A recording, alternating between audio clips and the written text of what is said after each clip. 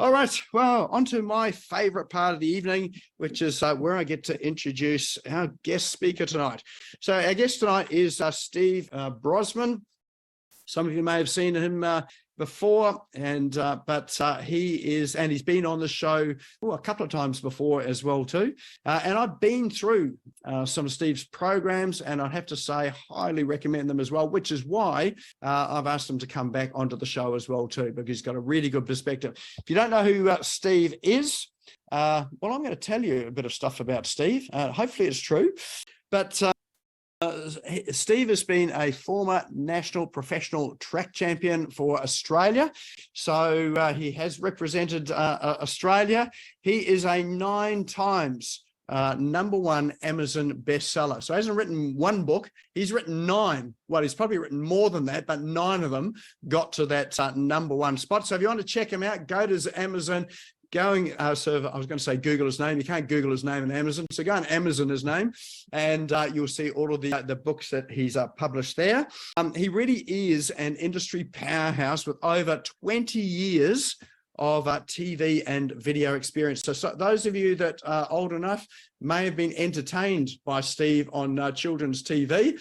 So he was one of the entertainers back in the early days as well too. And those of you that are a bit older, well, maybe your kids were there sort of sitting in front of Steve, and that's why they picked up those habits that they've got today. Here's the man that's responsible for all of that.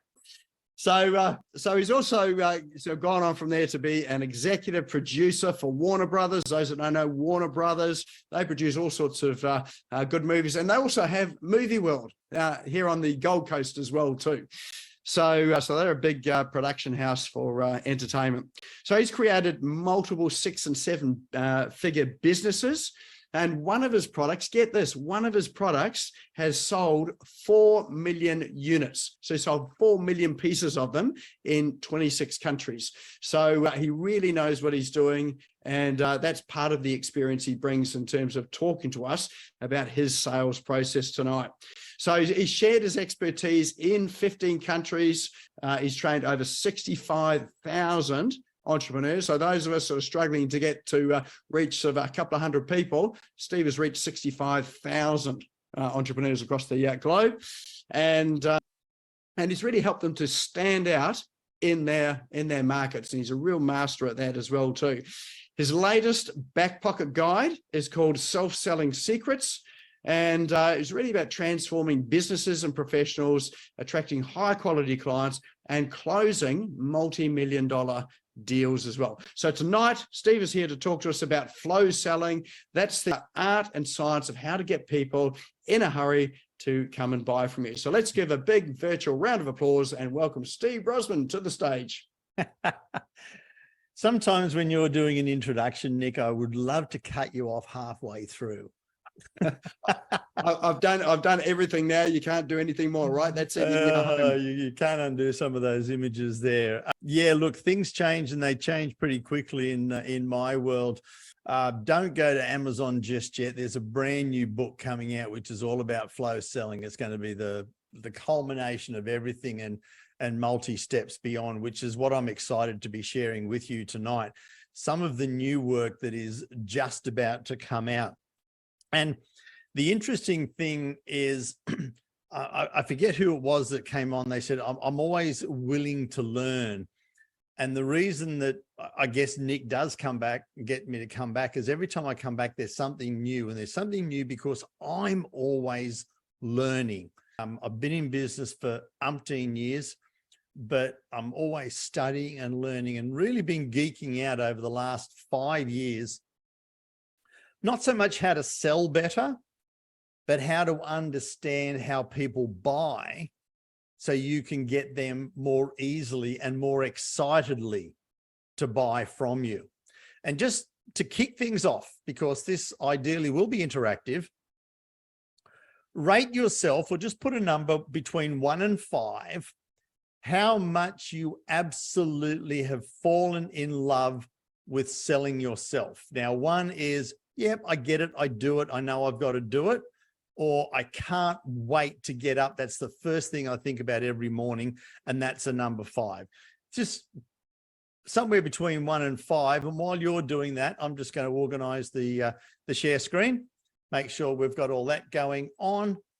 And we've got some numbers coming through there. I'll keep an eye on the chat as it goes. Okay, cool. Now, I'm not going to be watching the chat from here on through, Nick, but if there's some good questions that come through, I'm not adverse to answering them on the run. I'll keep an eye on it, and I'll stop you if I see something that might just fit in at the time. So what I've got here, and most people will think that they have to be a hotshot salesperson to sell. I'm here tonight to say you don't. And I would like to see a lot of, thank God, because having to be a hotshot salesperson puts the pressure on you. And most sales training is trying to get you to be a better seller.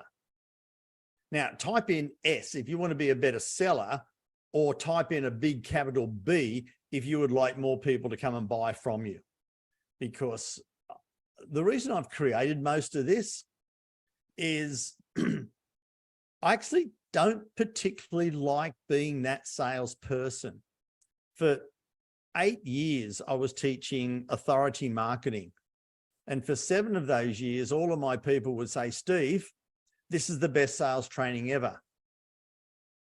And for 6 3/4 of those years, I would say, don't you dare call me a sales trainer. Because I didn't want to be one of those sales trainers, because I didn't like the way they were being taught. But what I realized is what I was doing was very effective at helping people get people to buy from them. So what we're talking about tonight is the art and the science. Now, the art, we're going to be looking at around about 20% of it, and 80% is the science of having people coming to buy from you.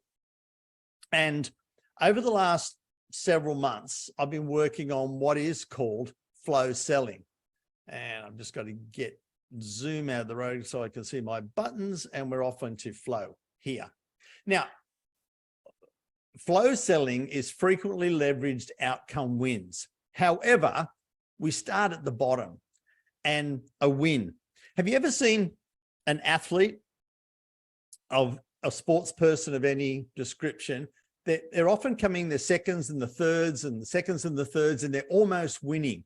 Yet when they have that one win, they just can't stop winning. Have you ever seen people like that? And as a professional athlete, it's when you have that one win that you just keep going. Now, there's a real science behind that. As animals going through evolution, animals, fish, humans, when we have a win, we have a surge of quite a number of hormones, but the main two is dopamine and testosterone, psychologically and scientifically proven that we have a surge of dopamine and testosterone. Dopamine is the achievement, the motivation, the focus hormone, and testosterone gives you a surge of confidence. Basically, what that was doing was, hey, I really enjoyed this. Now I've got the strength and the confidence to go on for a bigger kill so I can eat more. That's how we grew up and evolved. However, when you're looking at in science and in selling, if you can choreograph the wins and you give somebody a surge of dopamine and testosterone, they're going to have that sense of achievement, enjoyment of being around you, more focus and motivation and confidence in you to work with you. So that's why I'm starting with the win. This is the type of win that we're talking about. Now let's go backwards up the ladder, an outcome win. Most people, and you've seen this, most people sell what they do. Hey, I do this, I do this, I do this. They don't necessarily sell the outcome of what the person gets out of it. So we're talking about the outcome wins and how do we leverage them? And more importantly, frequent. In the book, I've finished one of the chapters on what is motivation, what is emotion, and negative emotions are stronger and last longer than positive emotions. So if we're going to do this right in a conversation, and when you leave people to their own devices, they'll go back to their own negative emotions and they'll be thinking, but what if? But what if? Have you ever had a conversation where you really haven't engaged with them too much, and the first question they come back to you is, yeah, but what if? But what happens here? But what if? It's because you've left them alone to slip back into their own almost neutral, into the negative emotions. It's your job to, how do we keep that, not just the happy, happy, ha-ha, keep the frequently leveraged outcome wins. And I'm in the new training that I've gotten, and I'm unashamedly going to tell you about it a little bit later, and also the training that I've got that we're doing now. In the new training, we're showing people how to, in their conversations, turn the conversation you've talked about, you've heard about the features, the advantages, the benefits. Then there's the outcomes, and then the quantifiable outcome wins. And then how do you turn those into that real win? So the person says, oh my God, I can feel it. I know what's going to happen when we do this together. Not sitting back thinking, well, I understand what you do. And that's one of the things that we're going to be talking about coming up real soon. Now, I don't know whether you've heard, and I actually don't know whether you actually believe it or not, all sales are based on emotion. And a lot of people say, no, they just look at the facts and they'll make a decision on the facts. That's not right. A colleague of mine had a friend several years ago, got hit by a mine in Iraq, and he lost the ability to feel emotion. That affected all decision-making powers. Daily logical decisions that he had to make, could not make them. He could not decide whether to put his left shoe on or his right shoe on because he lost the ability to feel emotion.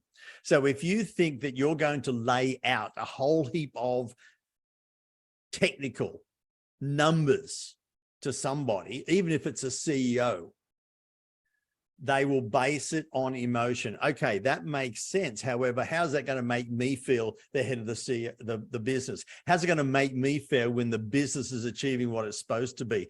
There will be the emotions and the feeling in there.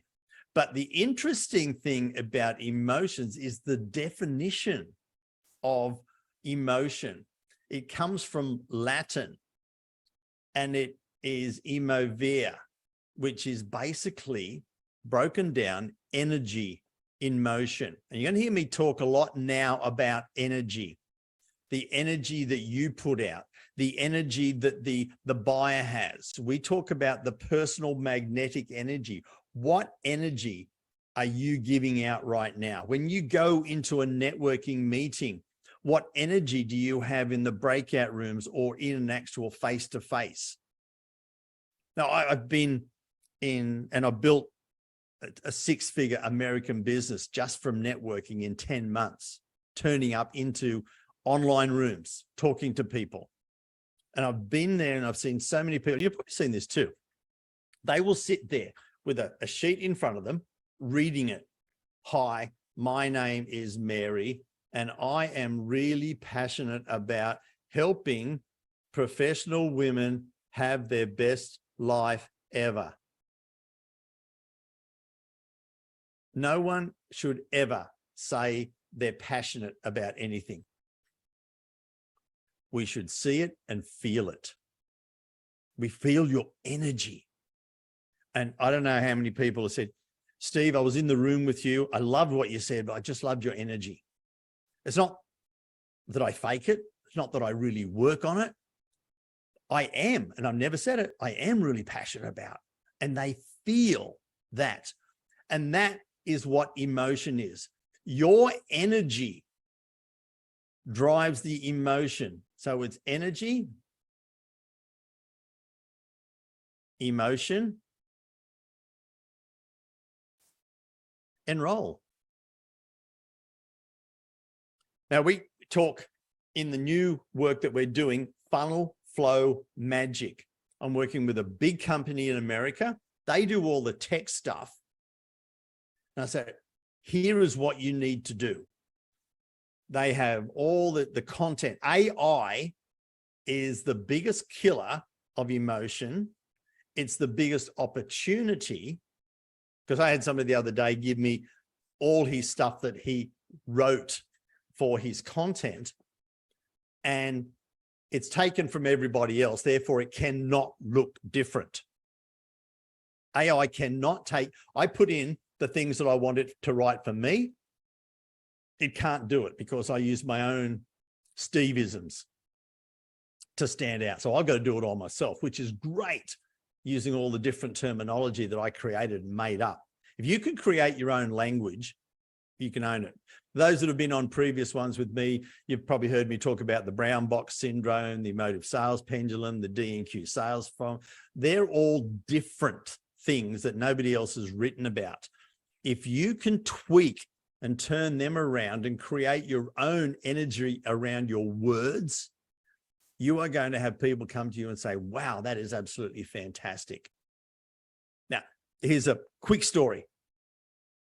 I was invited to go on a podcast. Some of you that in marketing would know a few of these people. There was Dan Kennedy, Seth Godin, Robert Cialdini, Rich Sheffrin. And I looked at these people and thought, oh my God, am I going to be invited to do this? I had to go through an interview before I got interviewed. And the guy said, hey, Steve, tell me what you do. Stupid me went into cookie cutter. Oh, I help people do this, this, this, and this. You're a sales trainer. And I was like, oh shit, this is going to be a quick interview. And then it was like, well, you know, I really do help people break out of the brown box syndrome to do this, this, and this. And we talk about the buying energy and we get them through here. And then every little nugget of something that I said differently, creating that language, was creating a different set of energy. That's interesting. That's interesting. Wow. The emotion was, that is different. And then it went from, we don't have a vacancy for 3 months to, do you have any time to fit us in the next 2 weeks? And that just switched it all around. Who are you? What do you say about who you are and what you do? And how can you be unique? And being unique creates that unique energy and your own personal magnetic energy. Here's some, I actually wrote it down there. Here's a stat with the company that I work with, and they brought this out 7 weeks ago. I didn't know this. This is scary and exciting. Listen up. Because if you want to convert 50% more, write this down on the back of your eyelids.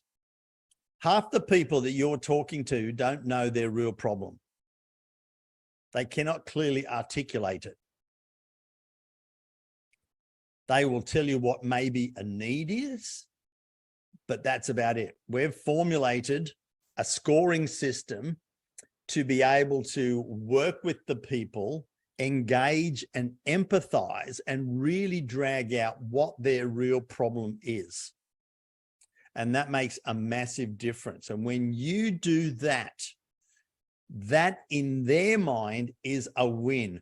Wow, you finally worked with me so I could understand what my real problem is. And that surges another couple of hormones, the serotonin and the oxytocin, the sense of belonging, the sense of love, the feeling there is, wow, you helped me understand myself.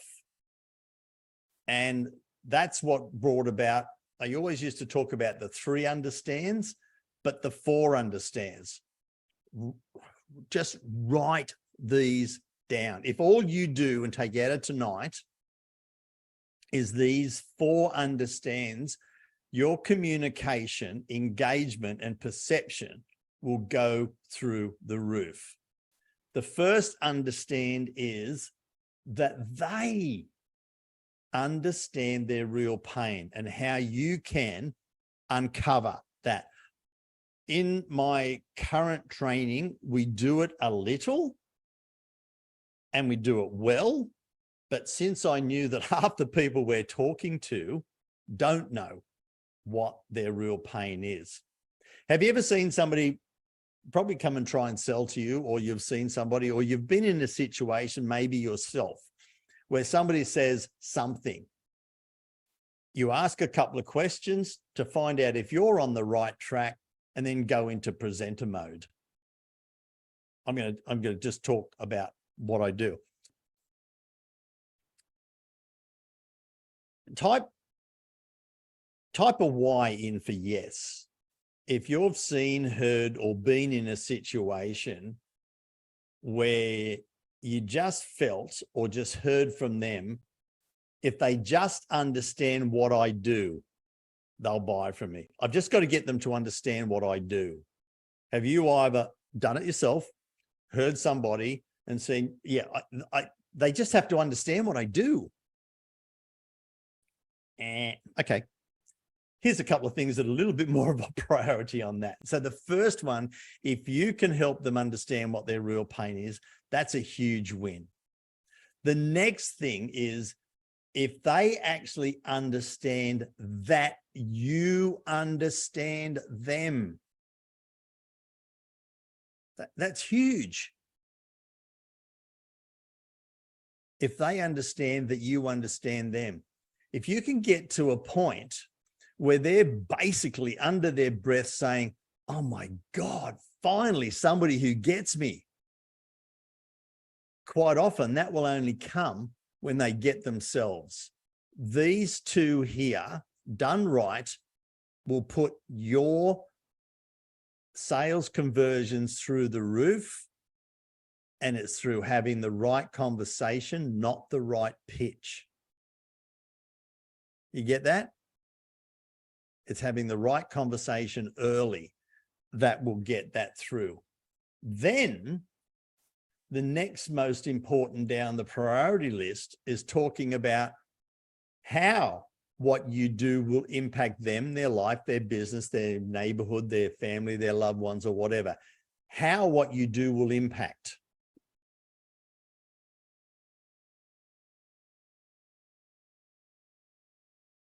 And yes, by the way, in much smaller font, because that's the importance of it, that they actually understand what you do. Now, those of you that have seen some of my previous presentations, and I wasn't going to go into that at all tonight, the blueprint conversion system, when you've got a blueprint, a visual, and a system, and you talk about it, and you say, here is my system for your results, and they could visually see that you've got a system, people will pay more for a system than they will per hour. They will pay more for a system to deliver results than they will for a program or products. So one of the easiest ways to get through this bit is, yep, you've collaborated, you've worked on, they understand what they need, you understand, and they get it that you get them. They understand when working with you what the impact will be back to them. And most importantly, the last bit is you've got a system that you can show them and say, wow, the other guy down the road just said, hey, I'm good, buy me. Or I've got a list of things that I could do. Aren't I good? Whereas when you can collaborate with them and say, well, okay, here is my system to deliver it, and they think, wow, this is different, then this is going to make a massive difference. The people that get the most value of having their blueprint are the people that are selling the intangible, their knowledge, their skills, their expertise, or their services. When they get to see them and say, wow, this is visual. We absorb images 600 times faster than words. We listen to the words and then we convert them back into images. So if you have a visual blueprint, not a schematic of what you do, but a collaboration tool, that's not the topic of tonight, but that's a previous one. When you've got something like that, this bit here, the what you do, becomes bigger because you've got a complete blueprint of the way that you work. So very quickly, any comments on the 4 understands, and the fact that half the people that are coming to you don't really know what they want in the first place. They may say something, but a deeper discussion will actually uncover something that they really need and want a lot more. Got 1 or 2 people who want to take themselves off mic. Victoria, sounds more about selling yourself and not selling a product. Not exactly. It's about understanding what they really need and co-creating a solution. And we talk about AIV, agreed implementable value. So if we work together and we did this, what would that mean to you? How would this work for you? Yeah. Okay. How do we quantify what that would be? Definitely has got to be being in their shoes, but not only being in their shoes, but most importantly, quantifying. There's 2. There's financial and emotive. Because every emotive pain is quantifiable. They need it fixed. And then obviously the financial pain, they want it and they need it fixed as well. But just getting into their shoes is not enough. It's showing them what it's like and what it will be like if they stay in those shoes that have got a hole in it and they're walking across sharp stones. Can I say something? Yes, please. Yeah. Yeah. All that makes sense to me. But in my personal situations, when I talk to people about what I do or what I sell, Yep. I'm at garden shows, and I don't have that kind of time to waste trying to find out what it is that they really want. There just isn't that time. Sure. So I've got to start talking straight away about what my product does, and then hope somewhere along the line they can say, oh, that's what I need. What does your product do? It makes composting really easy. Right. Okay. So what 2 questions could you ask them for them to identify? Are you selling physical products cash now? Physical product. Yeah. Is it cash now, or you come back and we'll sell it to you over the line, or what is it? No, cash now. You got to get them on the spot. Otherwise they Okay. go away and think about it for a year. Sure. Gee, I just wrote about a lady that came to me just 2 weeks ago selling orthotics at trade shows. And she sells them at the home trade show. She was just at Perth. Did the Sydney trade show, lost money. Broke even at Melbourne. So instead of selling orthotics, we sold pain relief, got people to identify. There was a whole process. And they walked away. At this stage, it's 4 times their investment by not selling the orthotics, but by selling the outcome that they delivered. Yeah, okay, that makes sense. That makes sense. But with orthotics, you can, they can try the shoe on or something, or look at the shoe and no. It was basically not much different to you. Get them, okay, how do we do this? Fantastic. Here they are. And there would be something to do with your composting that only the right people, I mean, people walking past that have got no interest whatsoever are not going to come and buy. You're not going to convince them. But if they're going to come and talk to you, they have some sort of an interest. You need to clearly identify what that is, what is the pain, and what is the real value to them in 2 to 3 minutes. I agree. I've worked trade shows around the world, and you've got a couple of minutes to get them in, get them out. If they're going to be wasting your time, I totally understand. You're not going to go through a blueprint to sell a damn composter. No, I agree. You're going to have the right, real emotive questions and not just, hey, this is just what we do. When you have this, this is what it'll do for you. Interesting. There's some tweaks and stuff around it. Happy to have a discussion. Hope you win tonight's door prize because we can have a real good discussion. Okay. So did you hear that, Nick? Okay, let's move on because I've got some really, really cool stuff for you. Can I ask another question there, Steve? Yeah. It just relates to Victoria's. And I thought, well, just putting myself in her situation, I just put 3 questions into the chat as a way of approaching that to get the feeling into it, rather than what I do is sell you a bucket of goop that makes your compost work quicker. So do you have a compost pile? Does it seem like it takes ages to decompose? How would you feel if you rotted it, if it rotted down in half the time? Actually, that's quite a different way to approach it than I do. So that's definitely worth considering. Yeah, and what is the dead set, drop dead outcome that they would get from your thing? How would you like the best fertilizer in the world without having to pay a cent for it? How sustainable do you think would you like to be? Would you like to go to bed at night knowing you're caring more for the planet? Some more, swing the emotion. Yeah, tricky. It's tricky. That's tricky what you're saying, and it's a time thing too. You got to get them in and get them out really quickly. You can't be spending 15, 20 minutes with them. Doesn't take long to pinpoint that. And Clearly I need more work done then. Yeah, it's basically if you have 10 questions, after the first question, you'll know what the next 3 are, and that's it. I don't ask them 10 questions. I just ask them if they compost. Are they into composting? Because that's all I need to know to talk to them. Anything beyond that, it takes too long. I just start telling them what my product does. And then at the end I say, is that something you'd find valuable for you? Well, then you're going to find this next slide very interesting. Okay. I'll mute. I'd put that question ahead of you telling them what you do about your product, so that they get that feeling. How would you like it if it? Oh, trust me. Half the time? But when you're at a trade show, people come in there, they know you're going to sell them something. So they're wary.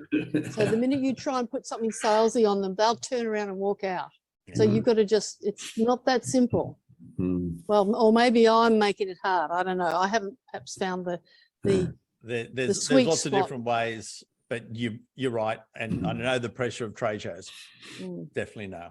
Okay, what are your presentations like, and your people? Are they spectators? Have you ever seen somebody, potentially you've done it, and I know that I'm going to put at least 2 hands up for this because I know I've done it and fallen into this trap, where you've got your slides, you've got your presentation, you know your product, you're on a roll, you just finish it, and at the end of it you think, damn, that was great, and it felt like everybody just clapped and thought, oh, that was enjoyable, and just walked out. It was almost like the spectators at a footy match or whatever match it was. They said, that was a great match, and they all filed out the front gate. And I see so many people that are taught to do a great presentation where most of the people are just spectators. And then you've got your cheerleaders. And they're engaging with the people. They're closer to the match. They're engaged. They've got some hands going up and rah, rah, rah, rah. Yep, love it, love it, love it. But at the end of the match, they go off into their own dressing room. They pack up their pom-poms and they go home. The best thing is, are you making your prospect, you can tell that I've been hanging around America too long, the MVP, which I put in brackets for Australia, the best and fairest, or best on ground if it's AFL. Are they the MVP? Are they feeling the wins?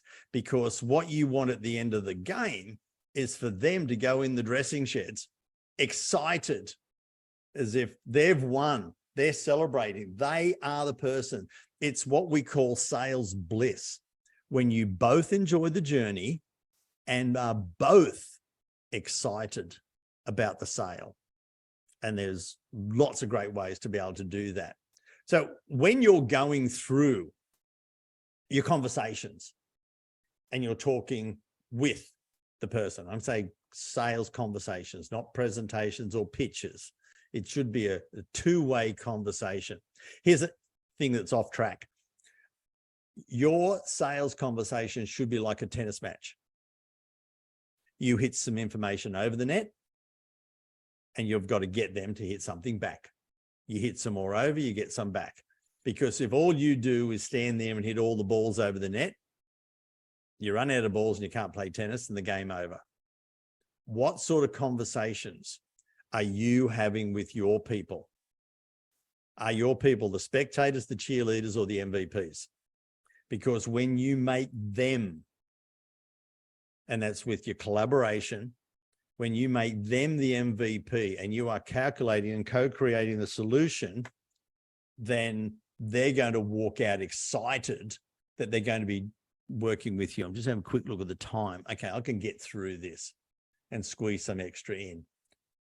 I think I did this in the last one, which is why I wasn't going to do it. This is scientifically proven, the order that you do things. Here is the magic formula: data. Give some information. Give some information about your product, service, or whatever it is. And again, the length of it is determined by the time. You should do this 2 or 3 times in a conversation. Narrative. Have a quick story. You should always have a number of hero and horror stories. Now that reminds me of somebody that actually has just finished our course. And she said, Steve, I was on the way home and this person called me up on the phone and I knew they were visual. And I pulled out my half-finished blueprint, went through the blueprint, but I also went through the DNQC as she showed me, and she virtually bought on the spot sitting in the car. And that was a $3,000 sale. I just did what I told you. Some information. I just told a story who had a quantifiable result. And that's the next thing you do. Quantify. Wow, if we did this for you, if we helped you with this on a monthly basis, yearly or whatever, what sort of an impact would that make? And then you co-create an outcome, again, financially or emotively, and then confirm. Simple. Is that something that you would like to do? In fact, we just worked with somebody last month who's unfortunately their father died, and they've got people all over the world, but we live streamed the service into 8 countries. And everybody was so appreciative because they couldn't fly here with this and this and the cost and that. Is that the sort of send-off that you'd love to give your father in front of everybody? Is that something that you would like to look at and work on right now? That's the DNQC formula in its own. And that was selling with emotion. Give them some information, give them a good quantifiable story, quantify the results to them, and confirm, is that a priority of yours right now? When you do that as a flow conversation, you can really turn the outcomes into wins themselves. I'm going to only quickly go through this, and then very shortly we'll open up for question time. So funnel flow magic is about having people rush through your funnel, whether it's a 1-step or a 100-step, it doesn't matter. It's like having the magnets that are going to be one's pushing and one's pulling. Now, when you have your own personal magnetic energy, you've got full confidence, belief, you know what you're doing, and you can really encapsulate the energy. It's like, yes, I want to work with that person. And then you've got the buyer's energy, and they're getting a taste of you. They're getting a feel of what it's like to get the results from you. And when you've got the push and the pull, it is just sheer attraction. That funnel flow, it's called magic because it's unseen. But you could add this sort of formula to all of your funnels. We added some, look, the reason that I'm doing it with one of the biggest funnel companies in America is we were at a networking meeting. We booked a call. We were chatting. He said, Steve, I'm having trouble with this. And I very simply said, would you like that fixed in 5 minutes? And he said, yes. And I said, right, you put this video here and you put this video here, it's fixed. He did, and it was. And that's why he said, what we have to do is focus on the energy of the people flowing through the funnel, not just the education and the content. So when you focus on the energy, the buyer's energy, What are they feeling as they flow through the conversation and the work with you? Then that's going to be amazing. When you've got low energy and you've got low energy, you lack confidence, you lack self-belief, people aren't going to believe in you if you're not showing the energy that you believe in yourself.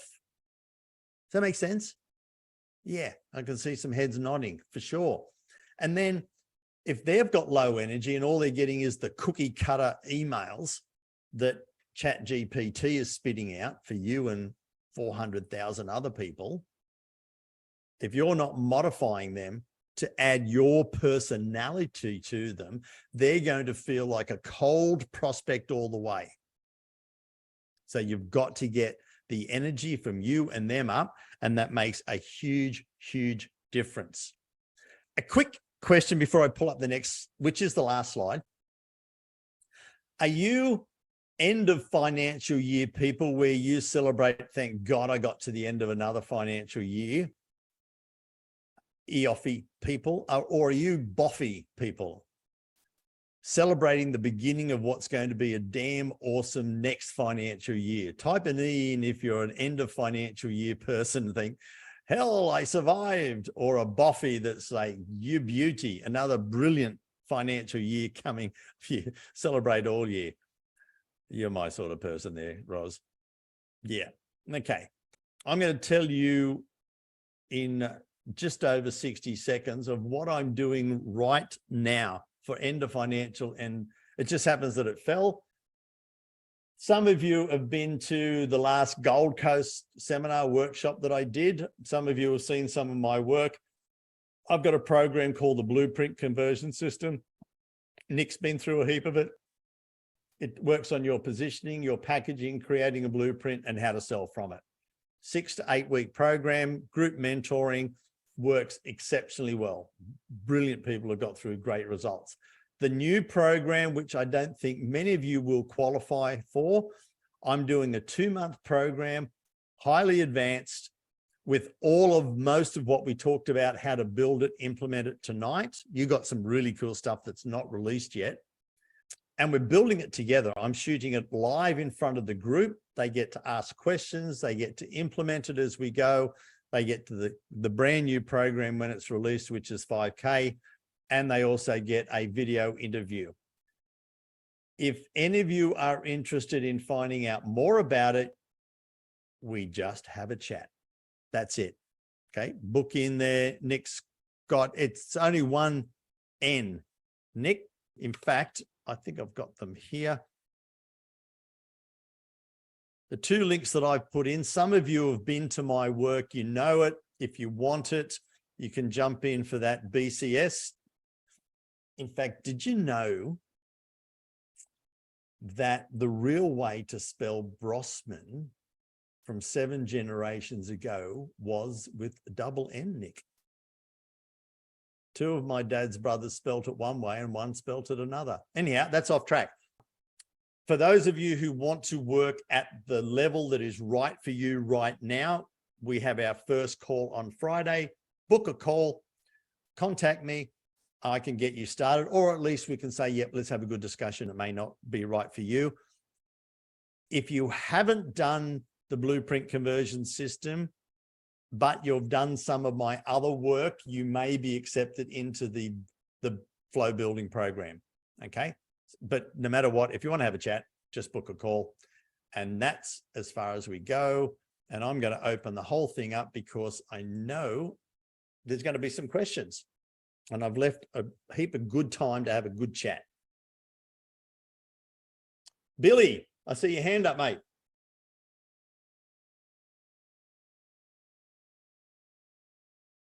Or not.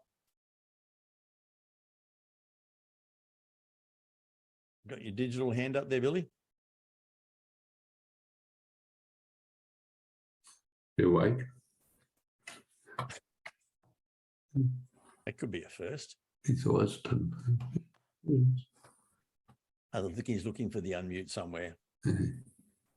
While Billy's looking for the unmute, and he's probably the right age to remember, Billy, don't be a hero. Don't be a fool with your life.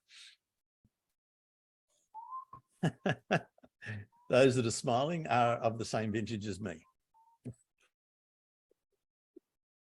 Any more questions while we got Billy? I think Mary was waving at me. Hello, Mary. It's good to see you again. Hi, long time. Can you hear me? I can definitely hear you. Yeah, Okay. I'm on good. Yep. Just wondering what time zones will you be working on in this program? The new one will be only half an hour later. So it's virtually the same as we were before, Mary. So, I mean, you've been recently working on the US time zones, which is quite early in the morning for me. So what time is it your time? It'll be 9 a.m. Sydney time. 9 a.m. Sydney time. Okay. It's just that I might be sort of like finishing work time around Nothing there. like a really good strong coffee. 9 a.m. before we get up a bit out of bed. 9 a.m. Sydney time, is it 2 hours, 3 hours? 2 hours. So that'll be I 7 a.m. your time. 7 a.m. is well, I finish work at 8. So it's sort of like a bit difficult. Timing wise, I mean. Yeah. The new one will be 9:30 because I've got to fit some other people in as well. So it'll be 7:30. So the first half to 45 minutes will be training. And then, as you know, with the way that we work, it'll be Q&A, hot seating, and working on implementation. So there'll only ever be 20 to 30 minutes of training, which you can always get the recording. But if it's the training and the implementation on the new program, then that's quite good. The thing that's in the new one as well is the first 2 weeks is video mastery, where I'm actually coaching people how to be on camera. Okay. Yeah. That sounds like something that I need. We all do. I look at some of the stuff when I was on camera being interviewed as a track athlete, and I thought, oh my God. My mates tell me to get back behind the camera where I belong. Billy, your hands down, or you want to keep it up, or anyone else just jump straight in, because we'll rip through some fast fire questions and then we'll get back to Nick to do the draw. Yes, Steve, just a point, it's Gordon. I've done a lot of trade shows or investment workshops. Yep. We never ever tried to sell anything. All we ever used them for was to gather a database or gather information that we could go back to later. I can't see the point in having 3,000 people walk through the display and only being able to talk to 100 of them. I'd rather collect the whole 3,000 names. What's your perception of that?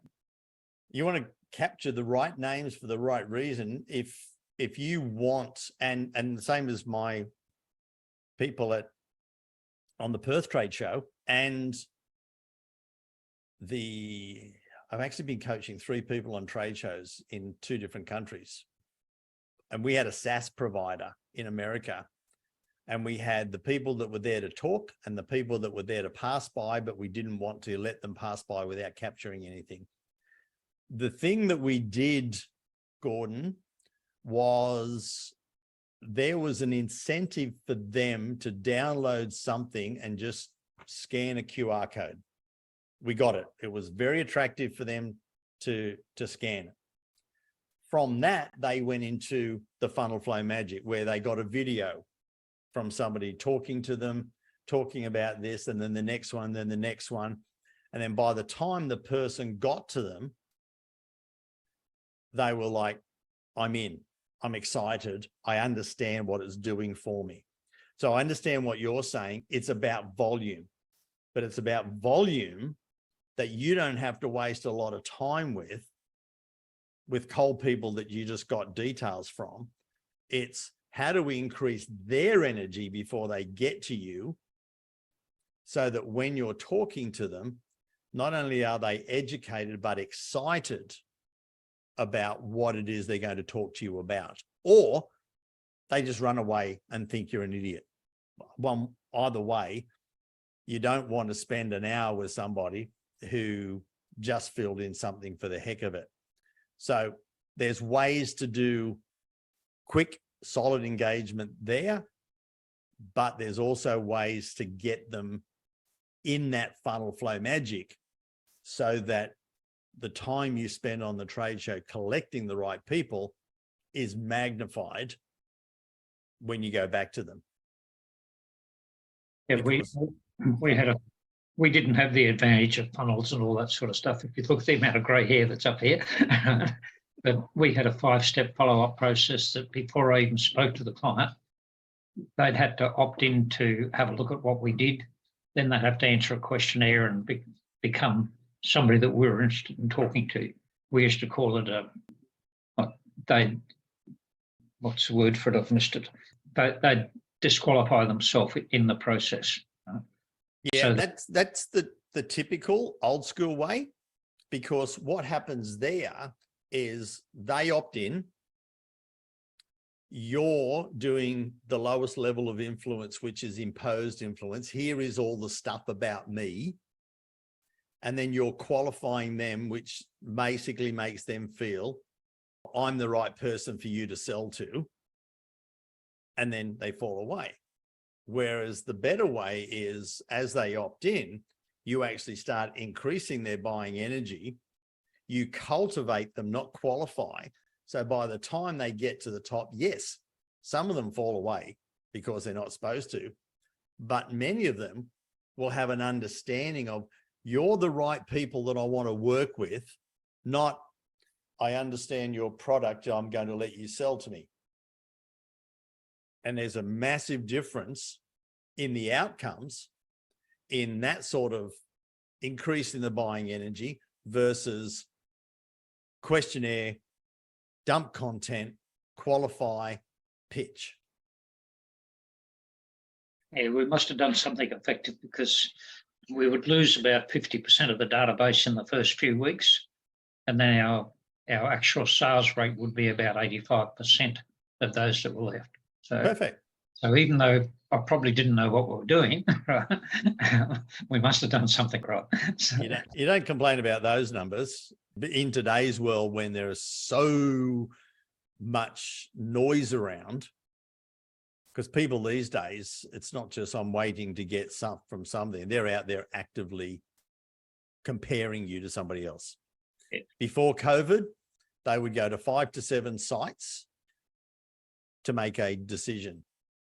Now it's 10 to 12 to compare you to.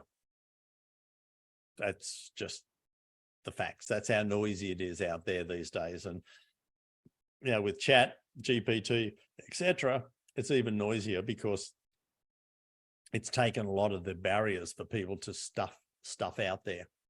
I'm going to take one more because I'm conscious of Nick's time. If we've got Angelique, I know you've put yours up, and I'm going to break Nick's rules. I'm going to take Angelique and Laurent, and I'll take really short answers if I can. Well, I'll try to be quick. Thank you for listening. So I actually practice rapid transformational therapy, which helps people discover what is deeply, deeply buried in them in the subconscious, lot forgotten about it, you know, put in there when they were little, when they had some kind of trauma, and it keeps holding them back as they haven't released that. So you're saying 45% or 47.5% don't really know what their real problem is. And that's exactly, you know, that's exactly it. So what would you say? What could I do? There's obviously what you've gone through with your training. And I've got a client right now that is a specialist in America with brain repatterning. And I've got another one going through our program right now that's got like 8 or 9 different modalities doing very similar to what you do. And she's exactly the same. It's like, well, how do we have that initial conversation to understand, to get them to understand closer to what it is, so you can then go back to them with the value of working with you to what is the highlight in their brain right now. And as you get working with them, it may change. And the statistics are, when people are going through a sales process, and this is big level companies, their highest priority changes 3 times. So just as yours is, mine's not a finite science, but when you use science, you get a lot closer to it. It would be, what is your initial way of doing things, and then be able to get them to get started. One thing, I'll get off my teaching. You are only ever selling one thing. Write this down. It's 3 words. The next step. Mhm. You are only selling 3 things. The next step.